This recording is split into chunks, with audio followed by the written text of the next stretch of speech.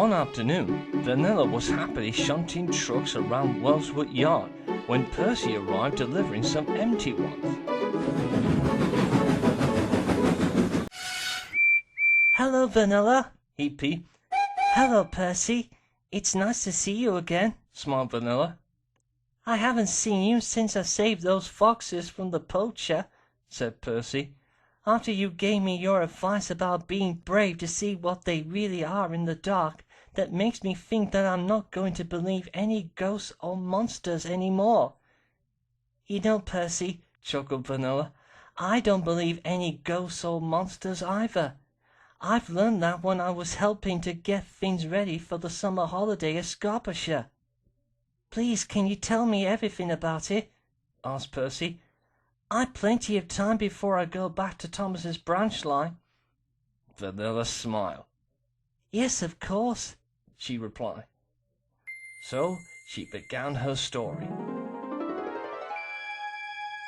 It was a busy day at the National Railway Museum at York. It was almost summertime. The engines were looking forward to the start of the holiday season. One day, Vanilla was very excited. She had a special job. She was to collect the deck chairs and windbreaks and take them to the seaside of Scarpshire. She puffed over to the water tower to fill up her water. But a tank engine named Stephenson was already there. "Hello, Stephenson," she whistled. "I'm taking deck chairs and windbreak to the seaside of Scarpshire." "I hope you won't go through the tunnel," huffed Stephenson. "Why ever not?"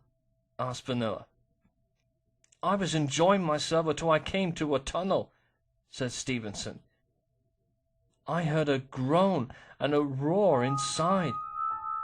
I believe that there is a monster living in this tunnel."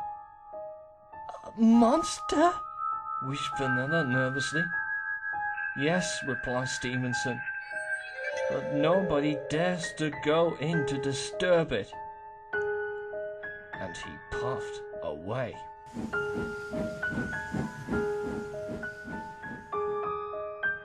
This made Vanilla so worried.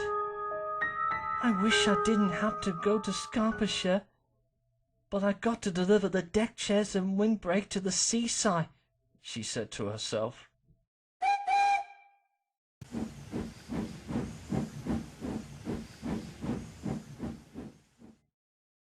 Vanilla reached the supply shed. The men had loaded the trucks with deck chairs and windbreaks and covered them over with tarpaulins.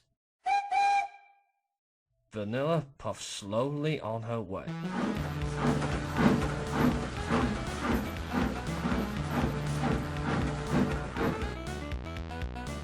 She chopped through the countryside.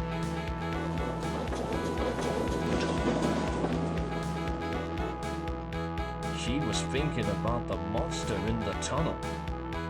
"Must get to the beach. Must get to the beach," she huffed to herself. But it wasn't long until she approached the tunnel. Vanilla stopped and looked inside. "I hope I won't disturb the monster," she puffed nervously. But here I go." Vanilla puffed slowly into the tunnel. She heard a strange noise. "Must be brave, must be brave," she wished. The noise got louder and louder. Then Vanilla saw a glowing red eye in front of her. "Oh dear," she wished. "There is a monster." Then she heard a voice.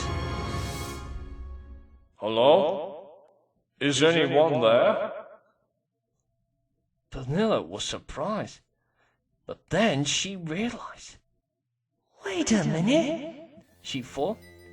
"Monsters don't talk, and that voice sounds familiar." So Vanilla took a deep, brave puff and screwed up her courage and puffed slowly forward.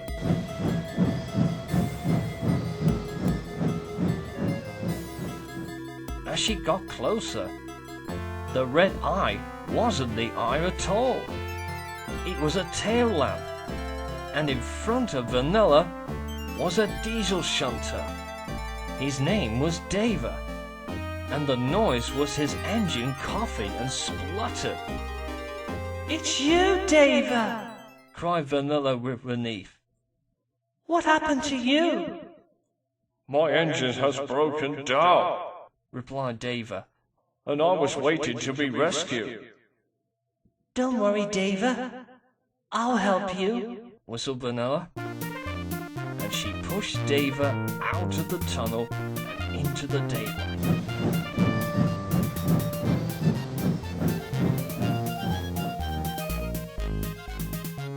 Vanilla pushed Dava into her siding. Dava was very pleased. Thank you for helping me, Vanilla, he said. You're a very brave engine. I'm sorry I didn't mean to frighten you.